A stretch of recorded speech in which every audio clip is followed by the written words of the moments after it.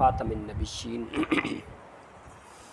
اما بعد فاعوذ باللہ السمیع العلیم من الشیطان الرجیم من ہمزہ ونفخہ ونفثہ بسم اللہ الرحمن الرحیم قل ان صلاتی ونسکی ومحیای ومماتی للہ رب العالمین لا شریک لہ وبذالک امرت وانا اول المسلمین صدق اللہ العظیم۔ ذی الحجہ کی آج 6 تاریخ کا آغاز ہو چکا ہے اور درمیان میں 3 دن باقی ہیں اور 10ویں دن انشاءاللہ 10 تاریخ کو ہم اللہ تعالیٰ کی رضا کے لیے ایک بہت بڑا عمل کرنے جا رہے ہیں جس کو قربانی کہا جاتا ہے۔ قربانی کرنا یا قربانی دینا، یہ دونوں عمل ہی اللہ کی بارگاہ میں بہت زیادہ اہمیت کے حامل ہیں، بہت زیادہ افضل اعمال ہیں۔ قربانی کرنا بھی اور قربانی دینا بھی۔ آپ کو معلوم ہوگا، واقعات علماء سے آپ نے اکثر سنے ہیں، سورہ الحشر کے اندر موجود ہے۔ ایک صحابی اور ایک صحابیہ نے ایک وقت کے کھانے کی قربانی دی تھی۔ اللہ تعالیٰ کو وہ بھی اتنی پسند آئی کہ کائنات کے خالق و مالک نے اس کا تذکرہ بھی اپنے پاکیزہ قرآن میں کر دیا۔ قربانی کی اہمیت کے حوالے سے سب سے پہلی بات یہ ذہن میں رکھیے کہ یہ وہ عمل ہے جس کا حکم اللہ تعالیٰ نے اپنی کتاب قرآن مجید میں دیا ہے۔ اگرچہ آج کل ایسے علماء، اگرچہ آج کل ایسے مسلمان موجود ہیں، ایسے لبرل ذہن رکھنے والے کلمہ گو بھی ہمیں مل جاتے ہیں جو کہتے ہیں قربانی کرنے کا کیا فائدہ، قربانی کرنے سے ہمیں کیا ملے گا جی، اربوں روپیہ ضائع ہو جائے گا، اتنے جانور ضائع ہو جائیں گے۔ ان باتوں کا جواب تو بعد میں، لیکن ان کا ایک اعتراض یہ بھی ہے کہ قرآن مقدس میں اس کا تذکرہ نہیں ہے، جبکہ اللہ تعالیٰ نے قرآن مقدس میں حکماً بھی اور انشائیہ طور پہ بھی، تذکرے کے طور پر بھی رب کائنات نے بہت سارے مقامات پر قربانی کا تذکرہ کیا ہے۔ حکماً یہ کہا فَصَلِّ لِرَبِّكَ وَانْحَرْ، اپنے رب کے لیے نماز پڑھو اور قربانی کرو۔ جن الفاظ کے ساتھ اللہ تعالیٰ نے نماز پڑھنے کا حکم دیا، انہی الفاظ کے ساتھ قربانی کرنے کا حکم بھی دے دیا ہے۔ قربانی کی اہمیت کے حوالے سے دوسری بات یہ ہے کہ یہ ایک ایسا عمل ہے کہ جس عمل کی بنیاد پر کسی کو سچا یا جھوٹا ثابت کیا جا سکتا ہے۔ قرآن مقدس میں یہ بات بھی موجود ہے، سورہ آل عمران کے اندر، جب پہلی قوموں کے پاس اللہ کے پیغمبر آتے، اللہ کے رسول آتے، اللہ کے نبی آتے، تو پہلی قوموں کے لوگ اپنے انبیاء کی صداقت کے لیے کہ آیا یہ سچا نبی ہے یا نہیں، انبیاء کی صداقت کے لیے وہ ان سے قربانی مانگا کرتے تھے۔ اگرچہ یہودیوں کا یہ جھوٹ ہے جس کو قرآن مقدس نے بیان کیا ہے کہ وہ کہتے ہیں ان اللہ الینا اللہ نؤمن لرسول حتی یاتینا بقربان تاکلہ النار، ہم اس وقت تک کسی پیغمبر اور کسی رسول پر ایمان نہیں لاتے کیونکہ اللہ نے ہم سے یہ وعدہ لیا ہے کہ جب بھی تمہارے پاس کوئی پیغمبر آئے، کوئی رسول آئے، کوئی نبی آئے، نبوت و رسالت کا اعلان کرے، تو تمہارا کام یہ بنتا ہے کہ تم اس نبی سے قربانی کا مطالبہ کرو۔ وہ قربانی کرے، آسمان سے آگ آئے، اس قربانی کو جلا کے چلی جائے، اگر اس کی قربانی اللہ قبول کر لے تب تم اس پہ ایمان لے آنا۔ انہوں نے اپنے طور پہ صداقت کا یہ معیار بنا رکھا تھا، لیکن یہاں سے پتہ یہ چلتا ہے کہ قربانی کی اہمیت پہلی قوموں کے اندر بھی موجود تھی۔ قربانی کی اہمیت کے حوالے سے تیسری بات یہ ہے کہ آج تک تاریخ انسانی کے اندر ایک بھی امت، ایک بھی جماعت ایسی نہیں کہ جن میں قربانی کا تصور نہ ہو۔ اللہ تعالیٰ قرآن مقدس میں اس بات کا اظہار کرتے ہیں، وَلِكُلِّ أُمَّةٍ جَعَلْنَا مَنْسَكًا لِيَذْكُرُوا اسْمَ اللَّهِ عَلَى مَا رَزَقَهُم مِّن بَهِيمَةِ الْأَنْعَامِ۔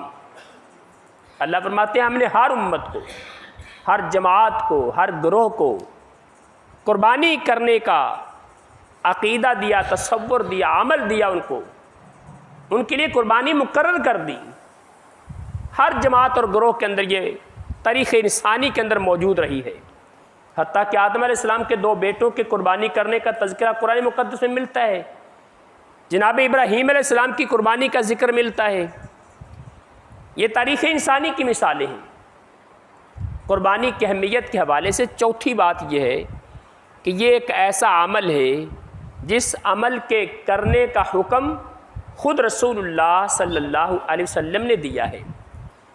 اللہ کے پیغمبر فرماتے ہیں ان اول ما نبدأ به فی یومنا ھذا ان نصلی ثم نرجع فننہر فمن فعلہ فقد اصاب سنتنا۔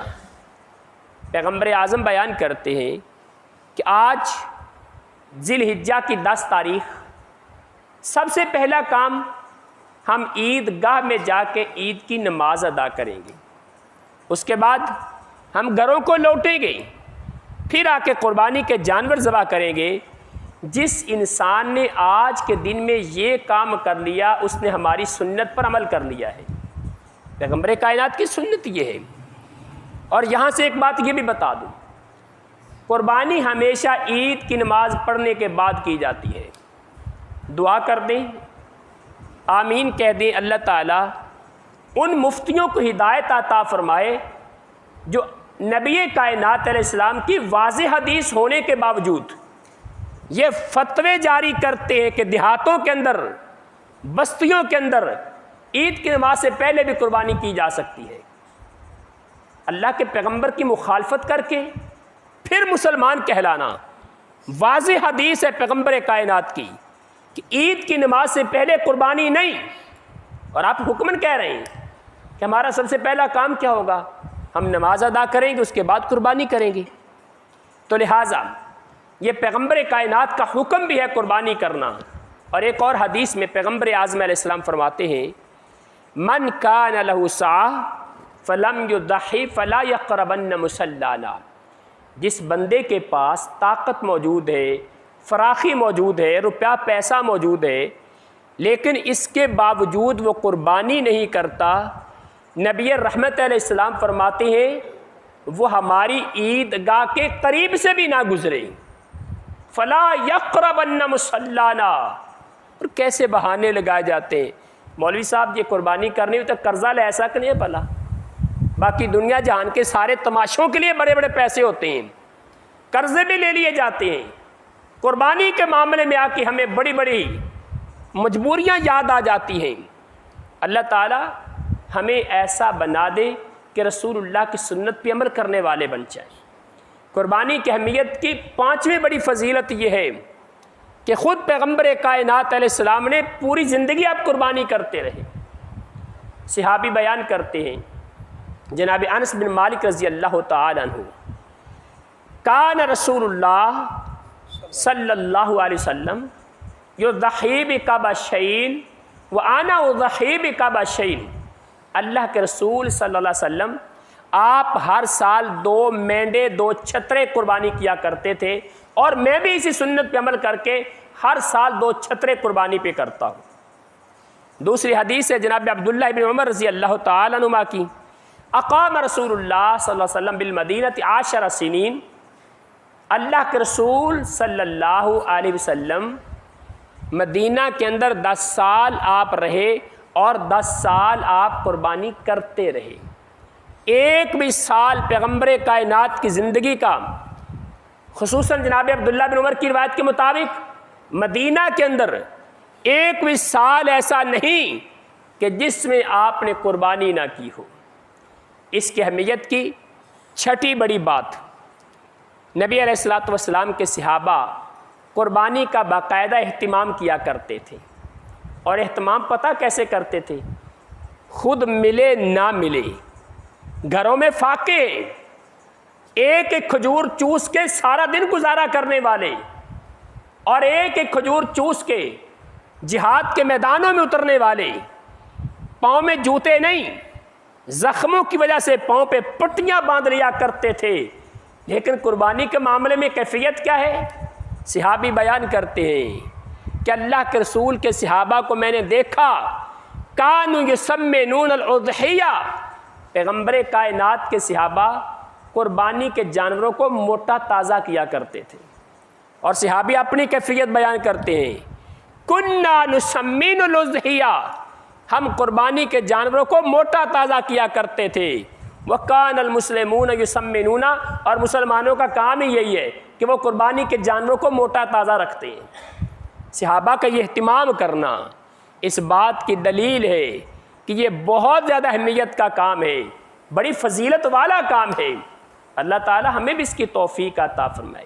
اس لیے بعض ہمارے احباب ایسا کرتے ہیں، قربانی کا جانور خریدا، جس بیپاری سے خریدا نا اسی کے پاس ہی چھوڑ دیا. اچھا بھائی 2-4 دن ہیں، 5 دن 10 دن ہیں، آپ بھی ذرا اس کو سنبھالو، پالو پوسو، اور انشاءاللہ بعد میں ہم آپ سے لے لیں گے عید والے دن.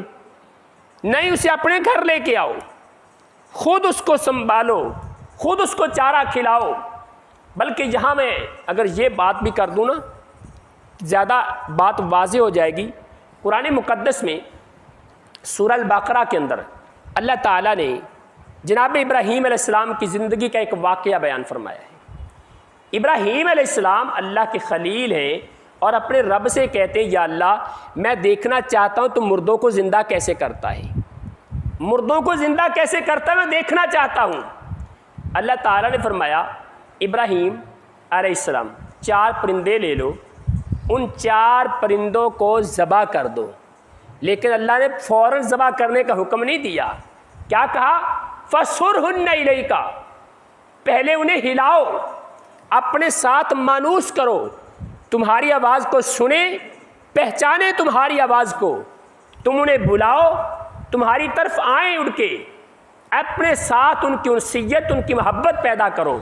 فَصُرْهُنَّ إِلَيْكَ، اس کے بعد فرمایا جب یہ تمہاری آواز پہ مانوس ہو جائے پھر ان کو ذبح کر کے پہاڑوں پہ ان کے گوشت کے ٹکڑے رکھ دو. پہلے کیا کرنا ہے؟ ان کو ہلانا ہے، اپنی آواز کے ساتھ مانوس کرنا ہے.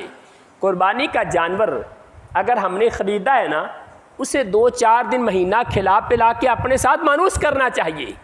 وہ ہماری آواز پہ مانوس ہو جائے، ہمارے ساتھ اس کی محبت قائم ہو جائے. آپ بھاگے وہ آپ کے پیچھے بھاگے، آپ اس کو بلائیں وہ بولے، آواز دیں، آپ کی طرف دیکھے، اتنی محبت اس کے ساتھ کریں.